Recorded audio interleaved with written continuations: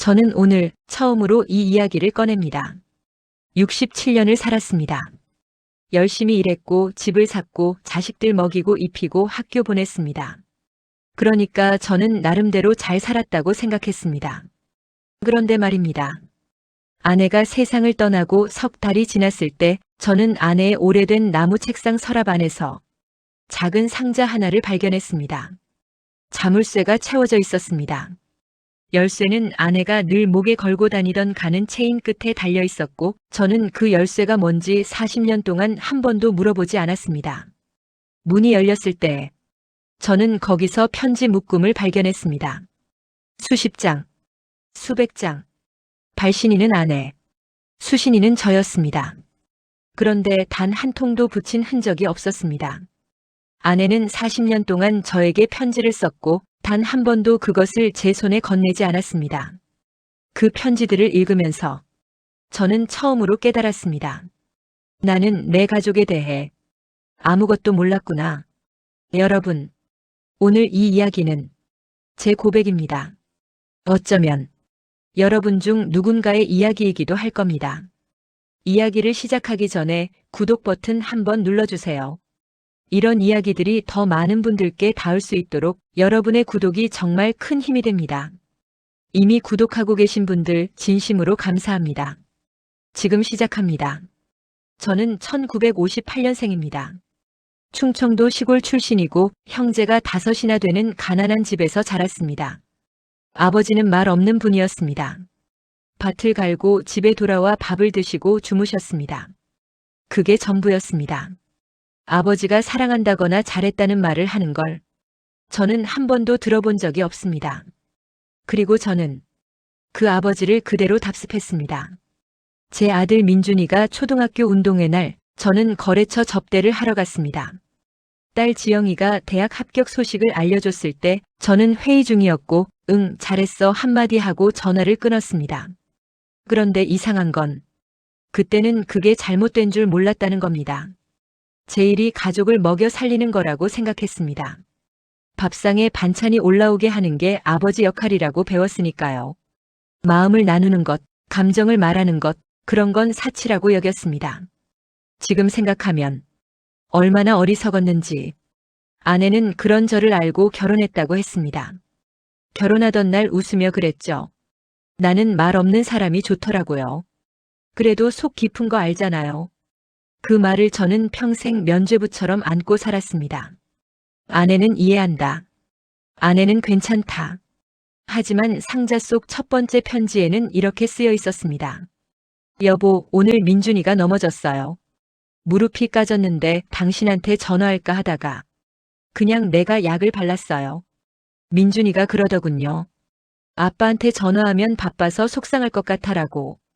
7살짜리가. 그 말이 하루 종일 마음에 걸렸어요. 저는 그 편지를 읽다가 손이 멈췄습니다. 7살짜리 아들이 아빠한테 전화하면 아빠가 속상할 것 같다는 걸 알았다는 게 저는 내 아들에게서 이미 그때 포기당했던 거였습니다. 그날 저는 편지를 상자 안에 다시 넣었습니다. 하루 만에 다 읽을 자신이 없었습니다. 그리고 일주일이 지나서야 다시 서랍 앞에 앉았습니다. 그런데 편지 묶음을 열면서 저는 또 다른 걸 발견했습니다. 편지 사이사이에 끼워져 있던 작은 메모지들. 그 메모지에는 날짜와 함께 이름이 적혀 있었습니다. 제 이름이 아니었습니다. 낯선 이름이었습니다. 그리고 그 이름 옆에는 딱 3글자만 쓰여 있었습니다. 미안해요. 그 이름은 이수경이었습니다. 저는 처음엔 아내가 쓴 게 맞나 싶었습니다. 글씨체는 분명 아내 것이었습니다. 하지만 이수경이라는 사람이 누구인지 저는 전혀 몰랐습니다. 아내의 친구들 이름을 제가 알기나 했을까요? 생각해보니 몰랐습니다. 아내의 가장 친한 친구 이름도, 아내가 어떤 드라마를 좋아하는지도, 무서운 꿈을 꾸면 어떻게 위로받고 싶은지도 저는 아무것도 몰랐습니다. 이수경에 대한 메모는 13장이었습니다. 날짜는 1998년부터 시작됐습니다. 수경아, 미안해. 내일 결혼식에 가야 하는데 병수가 그날 접대가 있대. 나 혼자 가기가 못해서 결국 못 갔어. 평생 후회할 것 같다. 저는 그 메모를 읽고 멍해졌습니다. 1998년이면 제가 부장 승진을 하던 해였습니다. 거래처 접대를 끊기 어려웠던 그 시기. 저는 아내에게 당신 혼자 가기 못하면 안 가도 된다고 했던 것 같습니다. 아내는 그 말을 따랐습니다. 그리고 평생 후회했다고 쓴 겁니다. 메모는 계속 이어졌습니다. 수경이가 이사 간다고 했어. 서울에서 부산으로. 연락이 뜸해지겠지. 병수한테 말했더니 어차피 자주 못 만나지 않냐고 했어. 맞는 말인데 왜 이렇게 가슴이 아프지. 그 다음 메모는 2004년이었습니다. 수경이 엄마가 돌아가셨대. 병수한테 부산 다녀와도 되냐고 물어봤더니 그렇게 멀리까지 굳이? 했어. 내가 그냥 아무 말 안 하고 다녀왔어. 수경이가 많이 울었어. 나도 많이 울었어. 집에 돌아오는 기차 안에서 생각했어. 나는 지금 잘 살고 있는 건가? 저는 그 마지막 문장을 읽고 한참 동안 앉아 있었습니다. 나는 지금 잘 살고 있는 건가? 아내가 기차 안에서 혼자 물었던 그 질문을 저는 한 번도 아내에게 물어본 적이 없었습니다. 행복하냐고, 잘 살고 있냐고, 힘들지 않냐고. 제가 이 편지들을 딸 지영이에게 보여줘야 하나 고민을 했습니다. 그런데 그 고민 자체가 이미 늦었다는 걸 다음 편지를 읽고 나서야 알았습니다. 편지 묶음의 중간 어딘가에서 저는 뜻밖의 이름을 발견했습니다. 딸 지영이의 이름이 아니었습니다. 아들 민준이의 이름이었습니다. 그런데 그 편지에는 아빠한테는 절대 말하지 말라는 말이 쓰여 있었습니다. 저는 숨이 멈출 것 같았습니다. 아빠한테는 절대 말하지 마라. 그 문장은 아내가 아들 민준이에게 쓴 편지 안에 있었습니다. 날짜는 2007년 민준이가 25살이던 해였습니다. 저는 기억합니다. 그 해에 민준이는 대기업 취직 시험을 여러 번 떨어졌습니다. 저는 그때마다 민준이에게 했습니다. 너는 왜 그 모양이야? 형편없는 놈. 그렇게 살아서 뭘 하겠어. 말이 칼이 된다는 걸. 저는 그때 몰랐습니다. 아내의 편지에는 이렇게 쓰여 있었습니다. 민준아, 엄마가 내 방 청소하다가 봤어.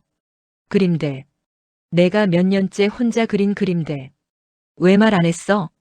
엄마한테도 숨겼잖아. 그런데 엄마는 알아. 내가 진짜 하고 싶은 게 뭔지. 아빠한테는 절대 말하지 마. 아빠가 알면 더 힘들어질 거야. 엄마가 지켜줄게. 잘 될 거야, 너. 그 편지 뒤에는 작은 사진이 하나 끼워져 있었습니다. 인쇄한 사진이었는데 전시회 포스터였습니다. 강민준 개인전 침묵의 계절. 장소 서울 성북구 5호 갤러리. 날짜 2019년 9월. 저는 그것을 손으로 잡은 채 한참 동안 멈췄습니다. 민준이가 그림을 그린다는 것도 전시회를 열었다는 것도 저는 몰랐습니다. 제 아들이 화가가 된 걸 저는 그때 처음 알았습니다. 아내는 그 전시회에 갔을 겁니다. 혼자서 저 모르게. 그리고 그 포스터를 이 상자 안에 넣어뒀을 겁니다. 저는 민준이 번호를 찾아 핸드폰을 들었습니다. 민준이는 지금 제주도에 삽니다. 5년 전에 내려가서 그림 작업을 한다고 했는데 솔직히 저는 반대했습니다. 화가가 밥이 되냐고. 민준이는 그 말을 듣고 전화를 끊었고 그 뒤로 명절에도 잘 올라오지 않습니다. 아내 장례식 때 왔다가 말도 없이 다시 제주로 내려갔습니다. 저는 핸드폰을 내려놓았습니다. 뭐라고 해야 할지 몰랐습니다. 미안하다고 해야 할까요? 잘 되고 있냐고 물어야 할까요? 제가 그 말을 할 자격이 있는지 몰랐습니다. 그날 밤 저는 아내의 편지를 밤새 읽었습니다. 그리고 다음날 새벽 딸 지영이에 관한 편지들을 펼쳤습니다. 그 편지들은 더 아팠습니다. 지영이에 관한 첫 번째 편지는 이렇게 시작됐습니다. 지영이가 오늘 울면서 전화했어요. 의대를 포기하겠다고. 저는 그 순간 손발이 차가워졌습니다. 지영이는 결국 의대를 갔습니다. 그런데 아내의 편지엔 그 앞에 제가 모르는 이야기가 있었습니다. 지영이는 현재 내과 의사입니다. 서울에서 개인 클리닉을 운영하고 있습니다. 제가 딸에게 유일하게 자랑스럽다고 느끼는 부분이 그것이었습니다. 그런데 아내의 편지를 읽으면서 저는 지영이가 의사가 된 진짜 이유를 알게 됐습니다. 지영이가 울면서 전화했어요. 원래 가고 싶었던 건 예술고등학교래요. 글 쓰는 게 꿈이었대요. 그런데 아빠가 예술은 밥이 안 된다고 했잖아요. 그래서 그냥 의대 준비를 했대요. 지영이는 아빠 말이라면 절대적으로 믿었거든요. 병수 씨, 당신 말 한마디가 얼마나 큰지 알아요? 저는 그 편지를 읽고 숨을 쉬기가 어려웠습니다. 기억났습니다. 지영이가 중학교 2학년 때 어느 날 저한테 수줍게 노트를 내밀었습니다. 자기가 쓴 단편 소설이었습니다. 저는 그때 피곤한 상태였고 대충 훑어보고 말했습니다. 그래, 재미있게는 썼네. 근데 이런 거 잘해봤자 밥은 못 벌어. 공부나 열심히 해. 지영이는 그 말을 듣고 그냥 네 하고 노트를 가지고 제 방을 나갔습니다. 그게 전부였습니다. 저는 그게 지영이의 꿈을 죽인 말인지 몰랐습니다. 그냥 현실적인 조언이라고 생각했습니다. 하지만 아내는 알고 있었습니다. 그 후로도 편지는 계속됩니다. 지영이가 의대 갔어요. 당신이 그렇게 좋아했잖아요. 딸이 의대 간다고 자랑하러 다니던 거 기억해요? 그런데 나는 그날 지영이 방에서 찢겨진 노트를 발견했어요. 글 쓰던 노트요. 그걸 보면서 한참 울었어요. 병수 씨, 우리 지영이는 의사가 되고 싶었던 게 아니에요. 저는 그 편지를 읽고 무릎 위에 내려놓았습니다. 그리고 멍하게 벽을 바라봤습니다. 지영이가 의사가 된 것은 지영이의 꿈이 아니었습니다. 제가 만들어 놓은 틀에 지영이가 자신을 억지로 끼워 맞춘 것이었습니다. 저는 그 사실을 알면서도 한 번도 지영이에게 물어본 적이 없었습니다. 지영아, 너 지금 행복하니? 그 질문 한마디를 그날 저는 지영이에게 전화를 걸었습니다. 신호가 갔습니다. 한 번, 두 번, 세 번. 받지 않았습니다. 저는 전화를 끊고 다시 상자 앞에 앉았습니다. 편지들은 아직 절반도 안 읽은 상태였습니다. 그런데 저는 솔직히 두려웠습니다. 더 읽으면 어떤 것이 나올지. 그러나 멈출 수 없었습니다. 편지 묶음 중에서 가장 두꺼운 봉투 하나를 발견했습니다. 봉투 겉면에는 딱 이렇게만 적혀 있었습니다. 내가 죽고 나면 이걸 병수 씨에게 주세요. 아내가 누군가에게 부탁한 편지였습니다. 그리고 그 안에는 저에 대한 이야기가 아니라 아내 자신의 이야기가 들어 있었습니다.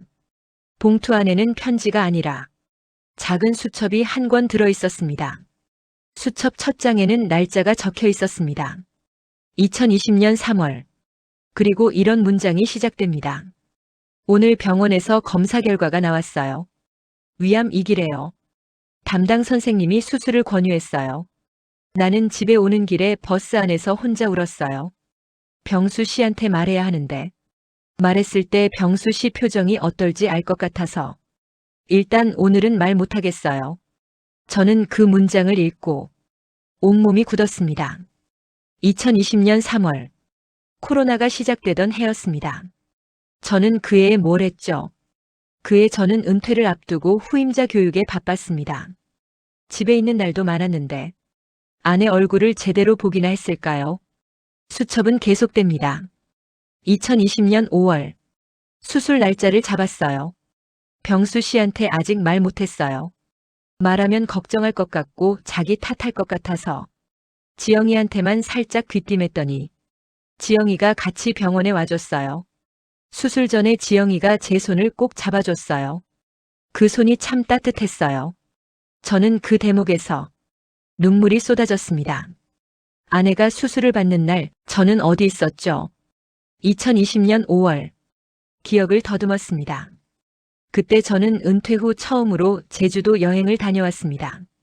친구들 몇이서 골프 치러 간다고 아내가 배 아프다고 했을 때 저는 소화제 먹어 하고 나갔습니다. 아내는 그날 지영이 손만 잡고 수술실에 들어갔습니다. 수첩은 이후로도 계속됩니다. 항암 치료 이야기, 머리카락이 빠지던 이야기, 그래도 저한테 표 내기 싫어서 가발을 사서 쓰고 있었다는 이야기. 2021년 2월. 오늘 병수 씨가 내 가발인 줄 눈치챘는지 모르겠어요. 눈치를 채도 모른 척 해주는 건지 아무 말 안 하더라고요. 뭐라고 해야 할지 모르는 걸 수도 있어요. 그게 병수 씨 방식이니까. 그래도 밥은 꼬박꼬박 차려줬어요. 고마워요. 저는 몰랐습니다. 가발인 줄도, 수술 받은 줄도, 항암 치료 중인 줄도, 3년 동안, 제 아내가 암과 싸우는 동안, 저는 가발 쓴 아내 앞에서 아무것도 모른 채 밥을 먹었습니다. 그 사실이 저를 가장 무너뜨렸습니다. 수첩의 마지막 장에는 짧은 문장 하나만 남아 있었습니다. 병수 씨, 나는 원망하지 않아요. 그냥 당신이 알아줬으면 했을 뿐이에요. 저는 그 문장을 읽고 처음으로 소리내어 울었습니다. 그리고 며칠 후 뜻밖의 사람으로부터 전화가 왔습니다. 안녕하세요. 저 이수경이라고 해요. 박정연 씨 남편 되시죠? 아내 이름은 박정연이었습니다. 저는 그 목소리를 듣고 즉각 알아차렸습니다. 아내의 메모에 적혀있던 이름. 수십 년간 아내가 미안하다고 썼던 그 친구. 네. 강병수입니다. 정연 씨가 저한테 이걸 주고 가셨어요. 이수경 씨는 서울에서 부산으로 이사 간 뒤 아내와 연락이 뜸해졌다고 했습니다. 그래도 이따금 안부를 주고받았고 아내는 자기 병이 깊어질 무렵 이수경 씨에게 택배 하나를 보냈다고 했습니다. 그 안에는 작은 편지 봉투 하나와 함께 이런 쪽지가 있었답니다. 수경아, 내가 가고 나면 이걸 병수한테 줘. 직접 아니면 전화로. 부탁이야. 이수경 씨는 울먹이며 말했습니다. 저도 정연 씨가 이렇게 빨리 가실 줄 몰랐어요. 전화를 못 드렸어요. 이제야 드려서 죄송해요. 저는 그분께 감사하다고 했습니다. 그리고 물었습니다. 그 봉투 안에 뭐가 있었나요? 이수경 씨는 잠깐 멈추다가 말했습니다. 제가 봤을 때는 사진 한 장이었어요. 오래된 사진이요. 뒤에 뭔가 쓰여 있었는데 저는 못 읽었어요. 당신 거니까요. 사진은 며칠 후 도착했습니다. 저는 택배 봉투를 열고 그 사진을 꺼냈습니다. 흑백 사진이었습니다. 한 남자와 한 여자가 어느 기찻길 옆에 나란히 서 있었습니다. 남자는 저였습니다. 젊은 시절의 저. 아마 결혼 전 연애 시절이었을 겁니다. 그리고 여자는 아내. 아내는 웃고 있었습니다. 눈을 가늘게 뜨고 옆에 서 있는 저를 바라보며 사진 뒤에는 아내 글씨가 있었습니다. 병수 씨, 이 사진 찍힌 날 기억해요? 나는 이날이 평생 제일 행복했어요. 아무것도 없어도 당신 옆에 있으면 됐으니까. 그 마음은 지금도 같아요. 나는 행복했어요. 그러니까 울지 말아요. 저는 67년 살면서 그렇게 울어본 적이 없었습니다. 어른이 되고 나서 아버지 돌아가실 때도 눈물이 잘 안 나왔는데 아내의 사진 뒤에 쓰인 그 짧은 문장에 저는 그냥 주저앉고 말았습니다. 그런데 이수경 씨와 전화를 끊기 직전 그분이 말했습니다. 아, 맞다. 정연 씨가 그랬어요. 상자 안에 파란 봉투가 있을 건데 그건 마지막에 봐라고요. 저는 그 말을 듣자마자 상자를 다시 뒤졌습니다. 그리고 정말로 제일 밑에서 파란 봉투를 찾았습니다. 파란 봉투는 얇았습니다. 다른 봉투들보다 얇았지만 저는 그걸 여는데 30분이 걸렸습니다. 열면 끝날 것 같아서 그 안에 뭐가 들었든 그게 아내가 저한테 마지막으로 하고 싶었던 말이라는 걸 알았기 때문입니다. 봉투를 열었습니다. 편지지 2장이 들어 있었습니다. 병수 씨, 저는 살면서 단 한 번도 당신을 원망한 적이 없어요. 진심이에요. 당신은 나쁜 사람이 아니에요. 그냥 당신이 자란 방식이 그랬을 뿐이에요. 아버지한테서 받지 못한 걸 어떻게 줘야 하는지 몰랐을 뿐이에요. 나도 알아요. 당신이 새벽같이 일어나 출근할 때 나 자는 줄 알았죠? 나 안 잤어요. 당신 등 보내면서 늘 속으로 말했어요. 고생해, 병수 씨. 당신이 야근하고 들어와서 밥도 못 먹고 쓰러지듯 잘 때 나는 그 옆에서 이불 덮어줬어요. 당신은 잠이 너무 깊어서 몰랐겠지만 나는 알아요. 당신이 열심히 살았다는 걸, 당신 방식으로 사랑했다는 걸, 그러니까 너무 자책하지 말아요. 한 가지만 부탁할게요. 이제는 아이들한테 전화해요. 먼저 전화해요. 용건 없이 그냥 잘 있냐고. 아들 민준이는 아직도 아빠 목소리 기다리고 있을 거예요. 딸 지영이는 아직도 아빠한테 칭찬받고 싶어 할 거예요. 그걸 못 받았다고 해서 그 아이들이 당신을 미워하는 게 아니에요. 당신 자식들이잖아요. 다 당신 닮았어요. 말 못하고 기다리는 거. 먼저 해요. 이번엔 당신이. 사랑해요, 병수 씨. 세상에서 가장 말 없는 내 남편. 저는 그 편지를 다 읽고 바닥에 그냥 앉아버렸습니다. 아내는 저를 알고 있었습니다. 제가 어떤 사람인지, 왜 그렇게 됐는지, 그 안에 뭐가 들어있는지 40년을 아내는 저를 다 알면서도 기다렸습니다. 저는 그날 밤 처음으로 이해했습니다. 사랑이 뭔지를. 음날 아침 저는 핸드폰을 들고 한참을 앉아 있었습니다. 아내 말대로 먼저 전화를 해야 한다는 걸 알면서도.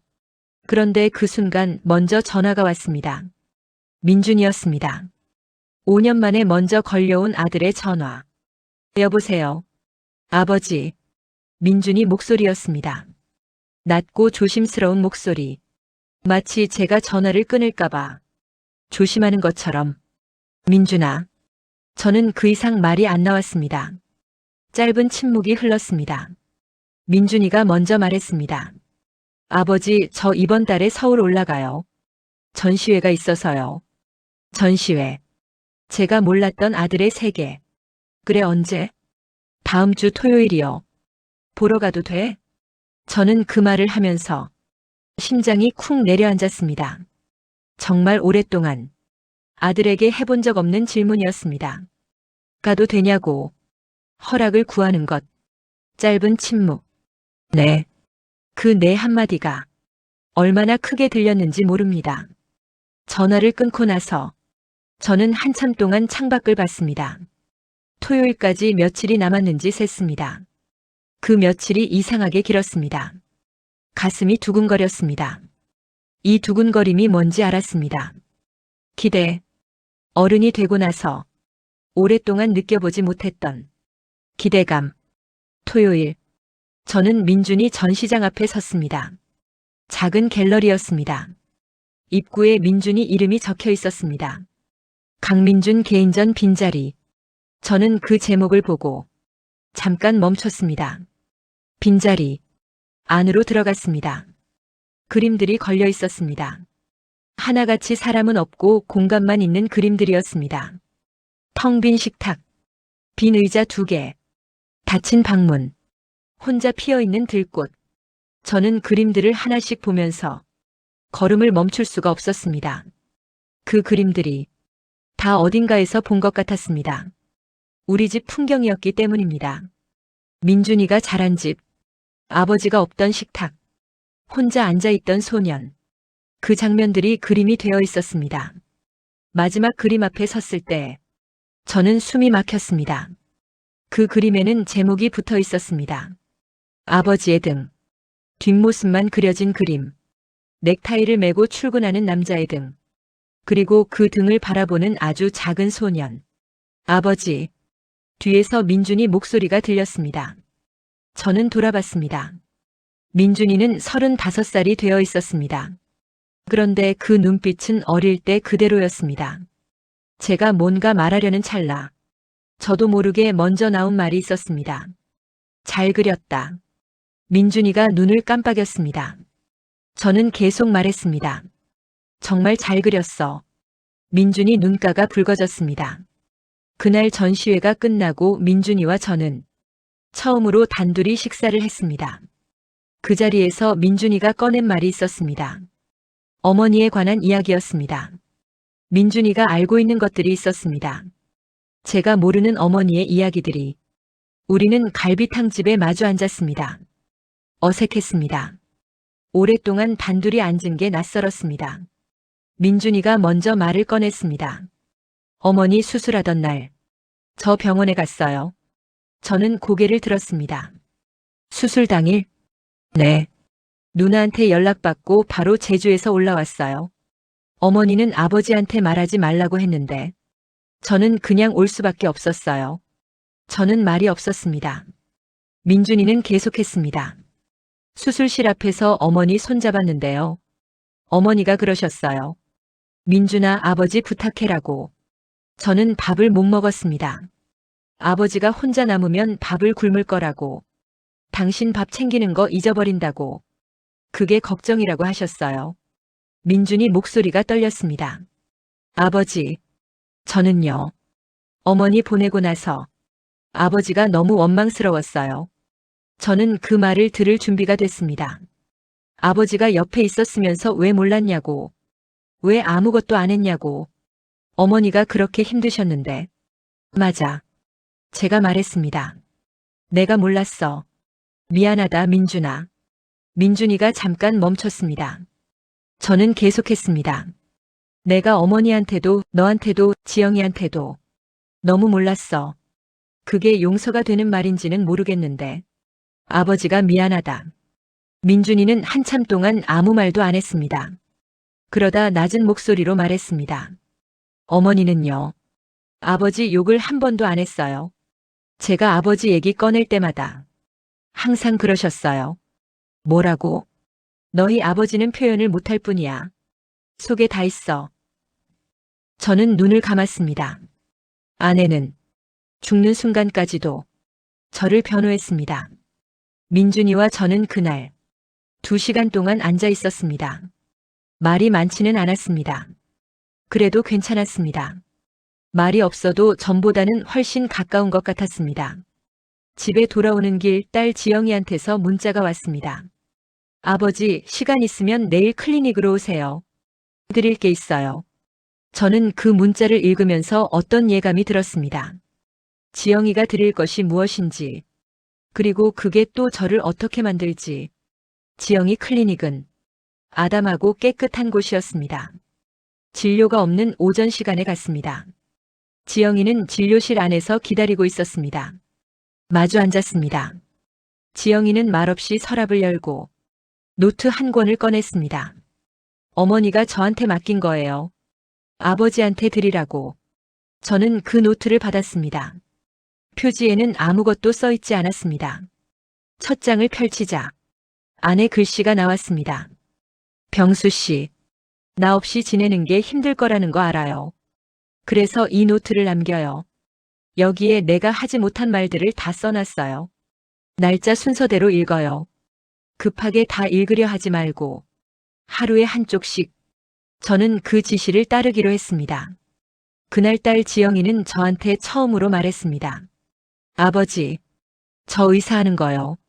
지금은 괜찮아요. 저는 지영이를 봤습니다.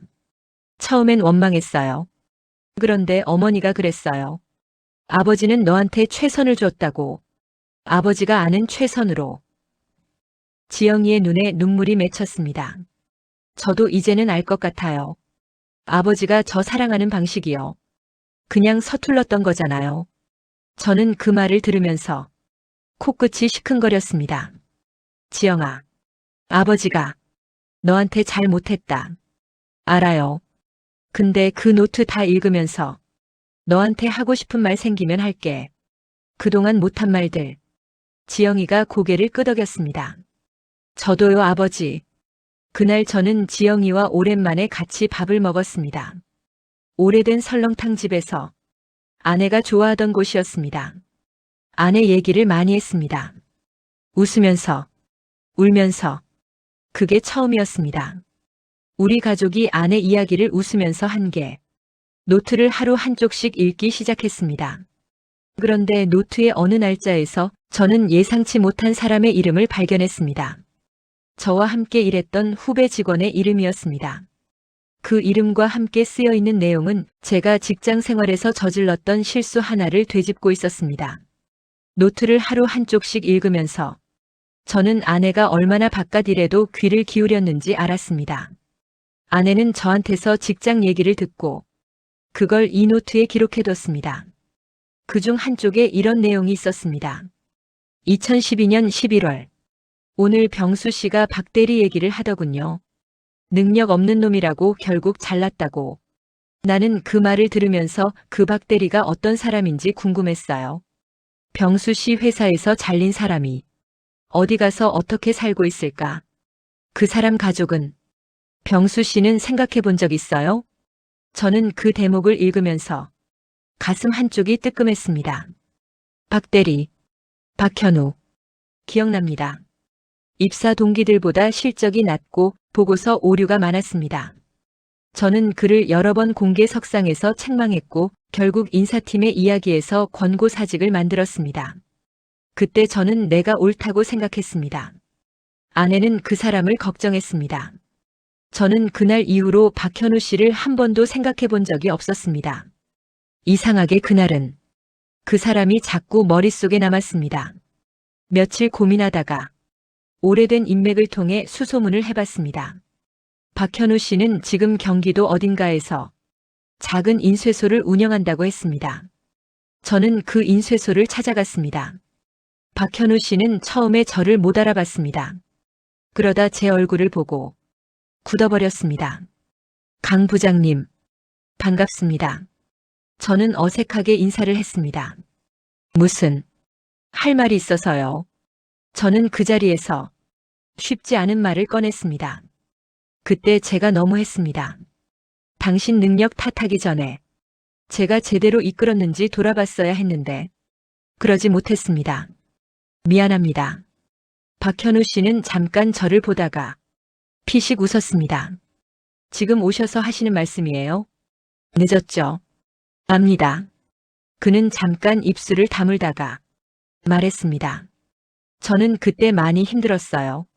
근데 그 뒤로 제 방식대로 살아보니까 지금은 이게 더 맞는 것 같아요.